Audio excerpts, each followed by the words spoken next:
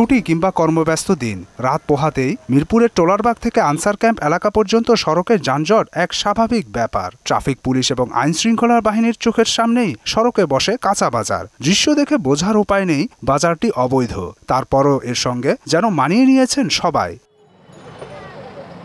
অন্য বাজারের তুলনায় সবজি ও মাছের দাম তুলনামূলক কম হওয়ায় কেনাবেচাও জমজমাট। যার আগে যে বেচতে পারে অল্প লাভে বিক্রি হয় এই বাজারে। একটা মতো আমাদের জন্য আসলে দূরে হয়ে যায়, এই জন্য আমার যাওয়া হয় না। এই জায়গাটা হাতের কাছে, এই জন্য আসা হয়। বিক্রেতারা জানান দোকান ভাড়ার কোনো বিষয় নেই, চাঁদাবাজি কিংবা সিন্ডিকেটও নেই, ফলে কম দামে পণ্য বিক্রি করলেও লোকসান নেই। দোকান ভাড়া দিতে হয় না, ঠিক আছে, আমরা সীমিত যেরকম এক কেজিতে 50 টাকা বা অনেক সময় 20 টাকা থাকলে আমরা মাল ছেড়ে দিই। সমস্যা মাঝে মাঝে পুলিশে করে দৌড়াদৌড়ি। আগে যে বেলা আওয়ামী লীগ সরকার ছিল পুলিশ একটু দৌড়াদৌড়ি করতো, এখন কেউ দৌড়া না, আর 2 টাকা কেউ নেও না। সাত সকালে যানজটের ভোগান্তি হলেও তুলনামূলক সস্তায় পণ্য মেলায় কর্মজীবী বা স্থানীয়দেরও তেমন অনুযোগ নেই। যেহেতু ফুটপাতের জন্য একটু কমাই, আর যদি মনে করেন বাইরে হয় দোকানে হয় তাহলে একটু বেশি। যে মাছটা আমরা বাজার থেকে কিনি 600 টাকা কেজি, সেটা এখানে আমরা 400 টাকা থেকে 500 টাকা দিয়ে কিনতে পারি। মোহনা টেলিভিশনের ক্যামেরা দেখে তৎপরতা বাড়লেও ততটা কার্যকর ভূমিকা পালন করতে দেখা যায়নি পুলিশকে।